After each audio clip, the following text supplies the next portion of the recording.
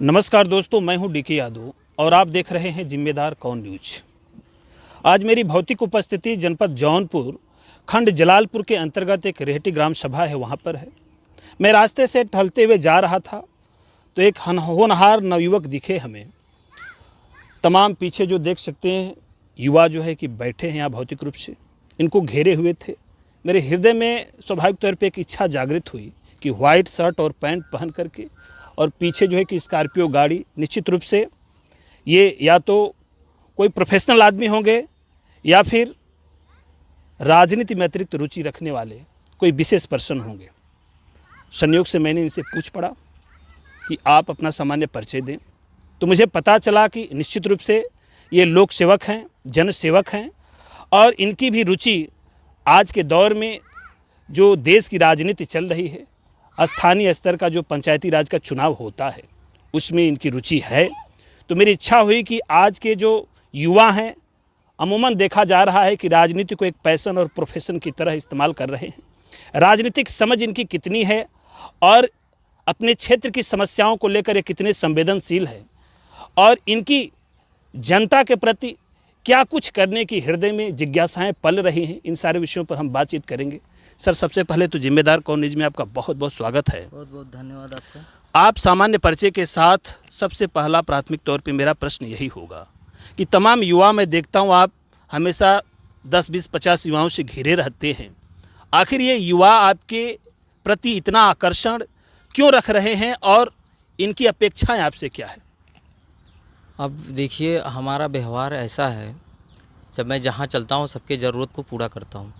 जितने युवा हैं सबको साथ लेके चलता हूँ मैं, और उनकी क्या ज़रूरत है और उनके सुख दुख में हमेशा मैं खड़ा रहता हूँ।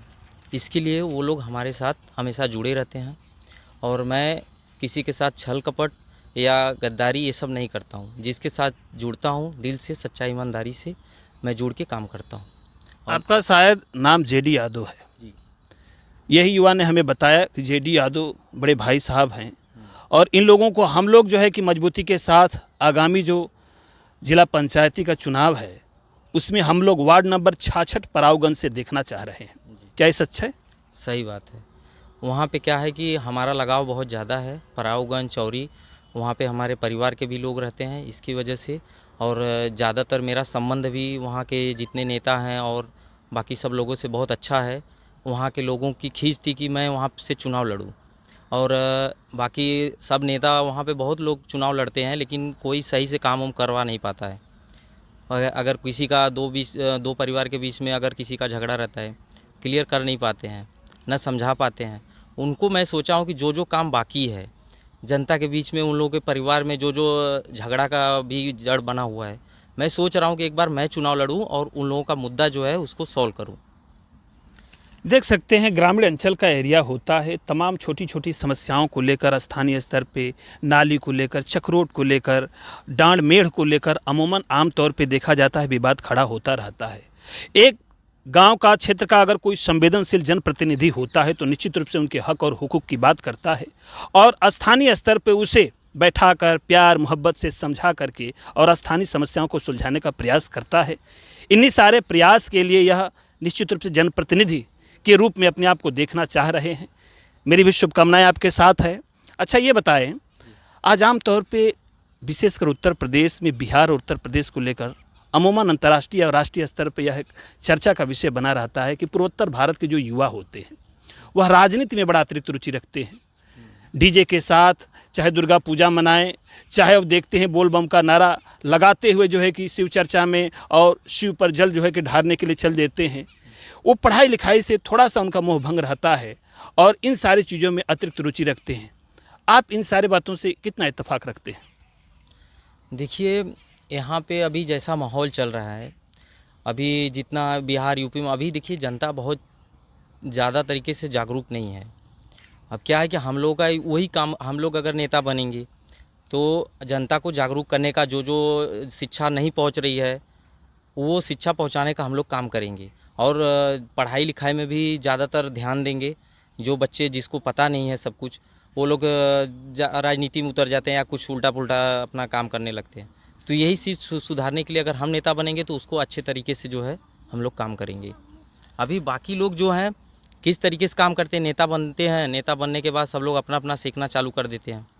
तो क्या है कि हम लोग का वो काम नहीं है, हमें भगवान के देन से सब कुछ है और हम यही सोच रहे हैं कि एक नया उद्देश्य और एक नया नेता सबसे अलग नेता बन के दिखाने का हमारा ये जो है। अच्छा सर, अपना सामान्य परिचय अपने शब्दों में आपने नहीं दिया, पढ़ाई लिखाई कहाँ तक हुई है और वर्तमान में क्या कुछ कर रहे हैं, राजनीति में आने से पहले आप क्या कर रहे हैं। अमूमन तमाम जो है कि दर्शक जो देखेंगे उनके हृदय में स्वाभाविक तौर पे इच्छा जागृत होगी कि हमारे बीच जो जनप्रतिनिधि आने वाले हैं वार्ड नंबर 66 पराऊगंज से, उनका बैकग्राउंड क्या है, उनका पोर्टफोलियो एक तरीके से हम लोगों के सामने रखा जाए। तो अपना सामान्य परिचय के साथ आप करते क्या हैं, कहाँ तक शिक्षा दीक्षा हुई है और किस तरह से लोक सेवा करने का आपका भाव आपके हृदय में पुष्पित पल्लवित हुआ। देखिए, पहले तो मैं पढ़ाई ग्रेजुएशन कंप्लीट किया हूँ और फिर सरकारी नौकरी में आर्मी में बहुत ट्राई किया, मैं दौड़ लगाया और दौड़ निकला भी, रिटर्न में थोड़ा बहुत गड़बड़ा गया, मेरिट में गड़बड़ा गया। फिर यहाँ से ठोकर खाते खाते मैं मुंबई पहुँचा। मुंबई में प्रॉपर्टी डीलिंग होता है, ज़मीन का कारोबार, फिर मैं इसमें ध्यान दिया तो प्रॉपर्टी डीलर का काम करना चालू किया। तो उसमें भी थोड़ा बहुत मेरे को प्रॉफिट हुआ, तो उसमें थोड़ा रुचि लगा। फिर पैसा कमाने के बाद थोड़ा बहुत फिर ध्यान मेरा इधर राजनीति में पहले से ही था। मैं सोचा कि अब पैसा तो अब लाइन बना लिया हूँ कमाने के लिए, तो अब राजनीति में उतर जाता हूँ। देख सकते हैं ये भारत माता की अस्मिता की रक्षा करने के लिए ये आर्मी भी ज्वाइन करने की हृदय में इच्छा थी। निश्चित रूप से ये युवा हैं और आप देख सकते हैं पूरे अखिल भारतीय स्तर पे मैं चुनौती देकर कहता हूं कि पूर्वोत्तर भारत के विशेषकर उत्तर प्रदेश और बिहार के जो युवा हैं उनकी पहली प्राथमिकताओं में होता है कि भारत माता की अस्मिता की रक्षा करने के लिए, भारत की भौगोलिक सीमाओं की रक्षा करने के लिए सर पर कफन बांध करके और वह आर्मी ज्वाइन करते हैं। सेना में जाना जो है कि उनकी पहली प्राथमिकता होती है। उसी प्राथमिकताओं के अकॉर्डिंग ये भी सेना में जाना चाहते थे, लेकिन ईश्वर को कुछ और मंजूर था या किंचित मात्र उसमें सफलता नहीं मिली और ये प्रॉपर्टी डीलिंग का भी कुछ काम किए, लेकिन प्रॉपर्टी डीलिंग के बाद पैसा आ गया, संपत्ति आ गई, तो फिर लोक सेवा की तरफ इनका रुझान बढ़ा और आज जनता के बीच में जो है कि सेवा करने के भाव से जो है कि जनपद जौनपुर खंड जलालपुर के अंतर्गत जो पराऊगंज की एरिया है, यह 66 नंबर से जो है कि चुनाव लड़ने की इनकी अभिलाषाएं हैं। आप जिम्मेदार कौन न्यूज़ चैनल पर इनका पहला इंटरव्यू देख रहे हैं, अपने हृदय के, अपने मन की सारी बातों को साझा कर रहे हैं। कुछ और कहना चाहेंगे आज दर्शकों से? जी नहीं, मैं बस एक ही बात बोलूँगा कि अगर मैं नेता बना तो जो कोई भी नेता नहीं कर पाया है मैं उसको करके दिखाऊंगा। सबसे अलग पहचान बनाऊंगा पूरे ज़िले में, पूरे उत्तर प्रदेश में एक अलग तरह से जो है पहचान बनाऊंगा। मैं अपने जो मेरी सोच है, मेरी जो विचारधारा है, मैं उसी पे चलूँगा, क्यों दूसरे नेता का मुझे देख के काम नहीं करना है। अच्छा, कोई राजनीति में आपका सबसे पसंदीदा नेता कौन है? अमूमन लोगों के हृदय में जानकारी रहनी चाहिए और जानना चाहते हैं कि आप किस विचारधारा से जुड़े हैं। तो आपके विचारधारा तो मेरी देखिए समाजवादी है। मैं अखिलेश यादव, श्री माननीय अखिलेश यादव जी को मैं पसंद करता हूं और नेताजी जो अभी नहीं रहे हम लोग के बीच, उनको हम लोग बहुत दिल से पहले से ही मानते थे। हम लोग छोटे थे तभी से उनके भक्त हैं और आगे चल के हम लोग रहेंगे। तो आप देख सकते हैं समाजवादी विचारधारा से ताल्लुकात रखते हैं और आदरणीय राष्ट्रीय अध्यक्ष बड़े सम्मान के साथ उनका नाम ले रहे हैं, अखिलेश यादव जी का। उनको फॉलो करते हैं और उनकी विचारधाराओं से ताल्लुकात रखते हैं। युवा हैं, मेरी शुभकामनाएं भी हैं इनके साथ कि आप दिन दूना रात चौगुना बढ़ें, इसी तरह पब्लिक का प्यार मोहब्बत आपको मिलता रहे। आप देख रहे थे जिम्मेदार कौन न्यूज़। फिर मिलते हैं अगली वीडियो में, तब तक के लिए बहुत बहुत धन्यवाद।